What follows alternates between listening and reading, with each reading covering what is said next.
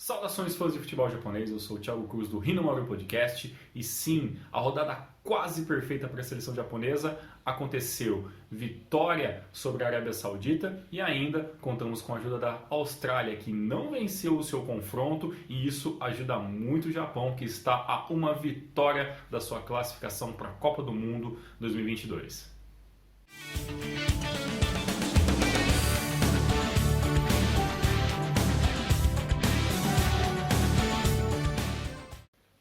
Uma vitória maiúscula. É assim que a gente consegue resumir o jogo da seleção japonesa. A seleção da Arábia Saudita não é uma seleção fraca, até porque não é à toa que eles são os líderes do grupo B. Uma seleção que passou durante alguns anos meio esquecidas e aos poucos vem retomando o bom futebol. A seleção da Arábia Saudita é um ótimo candidato para fazer uma boa Copa do Mundo. Mas vamos falar um pouquinho de Japão. Independentemente se você gosta ou não do trabalho e da maneira que o Hajime Moriyasu conduz a seleção japonesa, é um ponto.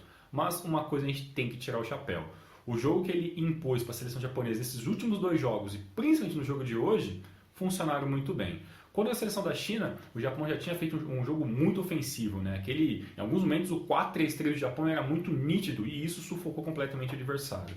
No jogo de hoje, o Japão mudou um pouco o sistema tático, né? É claro que no final das contas ainda é o seu 4-5-1 com algumas variações, mas independentemente se o Japão entrou em campo com 4-1-4-1, tendo apenas o Wataru Endo um pouco mais para trás e a seleção toda ali na frente com os restantes jogadores, ou até o 4-3-3 ofensivo, o Japão foi muito superior à Arábia Saudita em praticamente 90 minutos de jogo. Isso é muito bom, isso é um DNA que o Moriyasu trouxe para a seleção e, é claro, tem os seus revés, mas o jogo de hoje funcionou muito bem.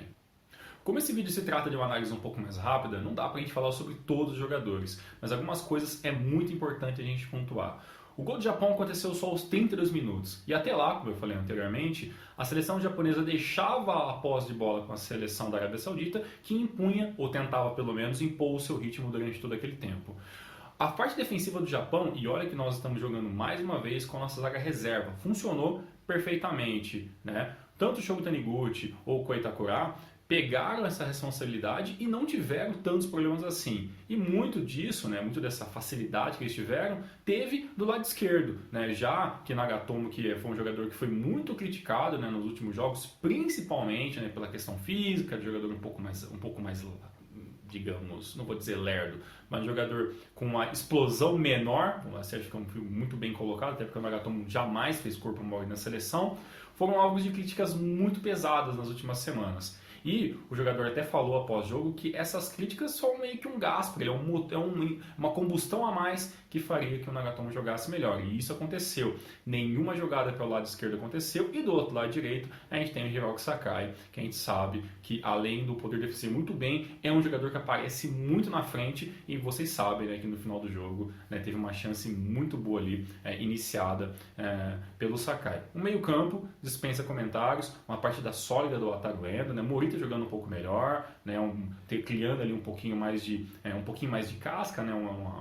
Uma maneira que a gente fala sempre, né? Tá se acostumando mais à seleção. A Otanaka também já está mostrando que se o Shibazaki não abrir os olhos, dificilmente vai conseguir essa vaga novamente no lugar, né, do Otanaka. Então o Otanaka mostrando muito bem que consegue ser titular da seleção, mesmo sendo um jogador com uma idade relativamente nova. E a parte ofensiva, né, apesar de ainda faltar um nome ou outro que a gente quer na seleção, independentemente disso, a seleção hoje jogou como quis. Até o Minamino, que não vive um bom momento lá na sua equipe do Liverpool, né? Até provavelmente o Minamino seja um jogador que vai trocar de equipe na próxima janela de transferência, jogou muito bem, teve um gol impedido logo no começo, quase um gol na verdade, né? Mas ali a tentativa estava impedida, pareceu muito solto, muito conciso do que estava fazendo, muito tranquilo, né? E isso é muito positivo, até porque o Minamino é um jogador muito importante, né? Essa posição da ponta esquerda é uma posição muito importante para a seleção japonesa, principalmente por causa do 4-4-3, né? Que o Moriyasu quer trazer, e quer não, está trazendo, né, há muito tempo, isso já é uma realidade. E do outro lado, né, dispensa comentários, né, o Ito, mais um jogo jogando espetacular, melhor jogador em campo, na minha opinião. Já é o quarto gol do Ito, né, nesses 7 jogos das eliminatórias, a sua segunda assistência, e hoje praticamente ele fez tudo, né? Apareceu, né, do lado direito, tentou fazer infiltração, tentou finalização, saiu dele, né, o primeiro cruzamento ali que acabou finalizando com o gol do Japão ali, com o gol do Minamino, né? Jogada e começou lá atrás com o Ataruendo pegando a bola, né? E, né, no segundo gol, dispensa comentários, né? Logo aí na menos de 20 minutos do segundo tempo, né? O Ito recebe a bola da entrada da grande área, apenas ajeita, bate ali quase de primeira literalmente, a bola vai quase no ângulo, um golaço que é digno de aplausos. Com certeza, Junya Ito será um jogador japonês que a gente vai ouvir muito falar, e com certeza as equipes europeias vão começar a abrir o olho em cima desse jogador japonês. E obviamente a gente tem que citar a grande jogada do segundo tempo, né? Quase resultando com o terceiro gol da seleção japonesa. Jogada que começou ali com o Hiroki Sakai um pouquinho à frente do meio campo, né? A seleção da Arábia Saudita já tinha sentido o baque do segundo gol e estava um pouco mais recuada, não queria tomar ali um terceiro gol ou até uma goleada, que seria muito ruim para a questão do saldo. E aí uma troca de passes muito rápido, foram 3 ou 4 passes até a bola chegar novamente no Hiroki Sakai, passou ali pelo Ataruendo, passou, se não me engano, pelo Altanaka, passou pelo Daisen Maeda, que retoma a bola ali para o Hiroki Sakai e faz um cruzamento praticamente na medida, só que aí, né, o Takuma Sano, né, jogador aí da Alemanha, não conseguiu finalizar. Takuma Sano, que é um jogador que muitos gostam, os outros acham muito questionável a sua continuação, né, tanto tempo na seleção japonesa, mesmo sem nunca conseguir ser titular absoluto, mas um jogador aí de características que o treinador, né, Hajime Moriyasu gosta, é um jogador que provavelmente deve ser utilizado em alguns momentos, não como titular, mas como jogador que vem do banco por um segundo tempo. Então, por ser esse homem de preferência, né, esse jogador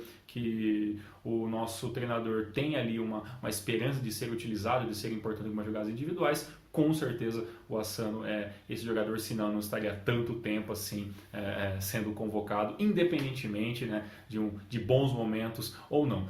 E para finalizar, o fato que enalteceu ainda mais a vitória da seleção japonesa foi o empate entre a Austrália e a seleção de Oman. A Austrália precisava vencer para manter a distância de apenas 1 ponto do Japão, acabou não conseguindo, né? Já é um jogo bem nervoso que acabou empatado, né? A seleção da Austrália é muito melhor do que a seleção de Oman, obviamente, começa o jogo muito bem ofensivamente, consegue o primeiro gol ali em um pênalti no começo do jogo, toma um empate no segundo tempo, volta a ficar na frente do placar ali com 2-1 e no finalzinho um pênalti a favor de Oman, deu números finais da partida, né, o que acabou complicando ainda mais a vida da Austrália, né? Com o empate, a Austrália é obrigatória agora a vencer, né, obrigada a vencer agora os próximos 2 jogos, enquanto isso a seleção de Oman, que precisava vencer a Austrália para conseguir ter chances remotas de classificação ali para a repescagem, já não tem mais chance nenhuma, infelizmente, apesar de todo o esforço, né? A seleção da Austrália tem um jogo contra a seleção do Japão e finaliza sua campanha contra a seleção da Arábia Saudita, né? Então, jogando em casa esse dia contra a seleção japonesa,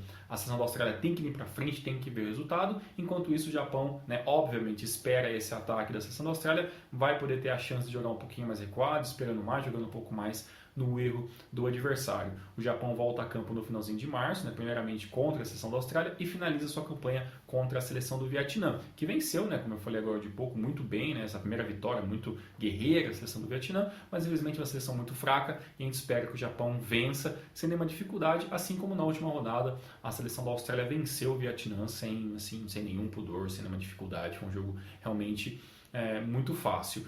Pelo lado da seleção da Arábia Saudita, né, a matemática é muito simples, né? Tem que vencer mais uma partida para já se classificar 100% para a Copa do Mundo, né? Enfrenta a seleção da China completamente desmotivada também, ali em frangalhos em vários setores. Provavelmente vai vencer mesmo a seleção da Arábia Saudita sem nenhuma dificuldade e joga o último jogo ali contra a Austrália apenas para definir a sua posição no grupo, né? Então o Japão tem a faca e o queijo na mão, né? Tanto pode jogar com empate e se acabar derrotado ainda tem o último jogo, mas o ideal é que o Japão vença a seleção da Austrália, já carimbe 100% a sua vaga para a Copa do Mundo e o resto fica para ser resolvido ali nos pequenos detalhes. Mas é claro que essa foi uma análise mais rápida, né, como é a ideia desses vídeos, e a nossa análise completa fica para o nosso podcast, que vai estar ao ar aí, no ar nos próximos dias, comigo e com Elias Fallers, falando sobre tudo o que aconteceu no jogo entre Japão e China e Japão e Arábia Saudita. Se você ainda não se inscreveu no canal, considere fazer parte aqui da família do Rino Mauro Podcast, deixe o seu comentário, sua opinião e a gente volta em uma próxima oportunidade. Um forte abraço, até mais.